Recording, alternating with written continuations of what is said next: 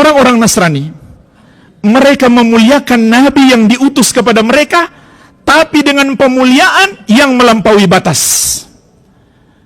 Mereka mengatakan beliau adalah anak Allah. Bahkan mereka juga mengatakan beliau adalah Allah itu sendiri, satu dari yang tiga. Sehingga Allah Subhanahu wa taala menegaskan, laqad kafara alladziina qalu innallaha tsalitsu tsalatsa. Sungguh telah kafir orang-orang yang berkata Allah adalah satu dari yang tiga. Juga Allah menegaskan, laqad kafara alladziina qalu innallaha huwal masih ibnu Maryam. Sungguh telah kafir orang-orang yang berkata Allah adalah Al-Masih Isa putra Maryam. Dan betapa dahsyatnya jemaah sekalian murka Allah ketika mereka berkata Allah memiliki anak. Wa qalu takhadar rahmanu walada laqad ji'tum syai'an idda takadu samawati yatafattarna minhu wa tanshaqqul ardu wa takhirrul jibalu hadda an da'u lirrahmani walada. Dan mereka berkata Allah yang Maha Penyayang memiliki anak. Maka Allah menegaskan, sungguh kalian telah mengatakan sesuatu yang sangat mungkar. Hampir-hampir langit pecah karena ucapan tersebut. Hampir-hampir bumi terbelah dan gunung-gunung pun runtuh karena mereka mengatakan Allah yang Maha Penyayang memiliki anak. Maksud ayat ini, kata sahabat yang mulia Ibnu Abbas radhiyallahu anhuma, langit, bumi dan gunung-gunung hampir saja hancur, berkeping-keping kalau Allah tidak menahannya. Kenapa? Karena makhluk-makhluk ini sangat takut.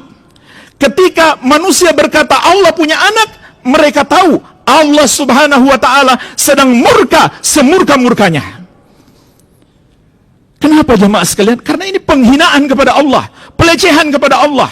Oleh karena itu Allah mengatakan, wa qalu takhadallahu waladan subhanah. Dan mereka berkata Allah memiliki anak. Maka Allah berkata, maha suci Allah dari memiliki anak. Kenapa Allah berkata dia maha suci dari memiliki anak?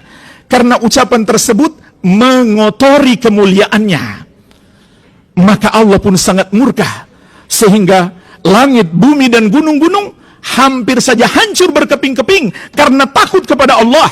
Kalaulah Allah tidak menahannya, niscaya semua makhluk itu sudah hancur. Maka jemaah sekalian, sungguh tidak masuk akal ketika kemudian mereka merayakan hari lahir seseorang yang mereka yakini sebagai anak Allah, lalu kita tunjukkan penghargaan, lalu kita tunjukkan apresiasi, kita ucapkan selamat. Andai seorang muslim jemaah sekalian dia korupsi, nggak boleh kita katakan dia sudah kafir. Betul, dia pantas dibenci, dia pelaku dosa besar, tapi kita nggak bisa mengatakan dia kafir. Namun orang yang berkata Allah punya anak, atau dia setuju dengan keyakinan itu, dan dia tadinya muslim, dia bukan lagi muslim. Imannya batal. Dia bukan lagi seorang muslim. Karena dia menyetujui, apalagi memberikan apresiasi, penghargaan kepada dosa terbesar, kemungkaran yang sangat Allah benci. Itu sama saja dia mengundang murka Allah Subhanahu wa taala. Sama saja dia menantang Allah. Tapi sayangnya ada orang yang mengaku muslim melakukan itu hanya karena apa? Hanya karena nggak enak.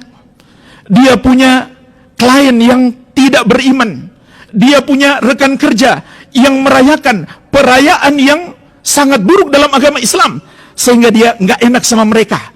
Dia takut membuat mereka tersinggung, tapi dia tidak takut seakan dia berani membuat Allah murka kepadanya. Ini sungguh sangat disayangkan. Seakan-akan manusia lebih kita takuti. Oleh karena itu jemaah sekalian, itu bukan sebuah toleransi. Itu adalah pelanggaran berat terhadap hak Allah Subhanahu wa taala. Oleh karena itu ulama Islam dari seluruh mazhab sepakat haram hukumnya seorang muslim mengucapkan selamat terhadap hari raya orang kafir. Sepakat seluruh ulama Islam dari seluruh mazhab. Maksud saya di sini ulama beneran.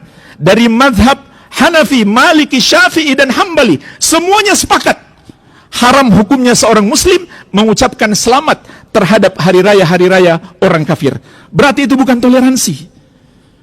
Toleransi itu jamaah sekalian, kita nggak zalim sama mereka, kita tidak mengganggu mereka, kita tidak lempari mereka dengan batu. Itu toleransi.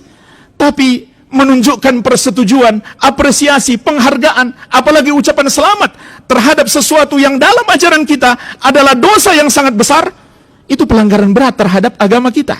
Itu bukan sebuah toleransi.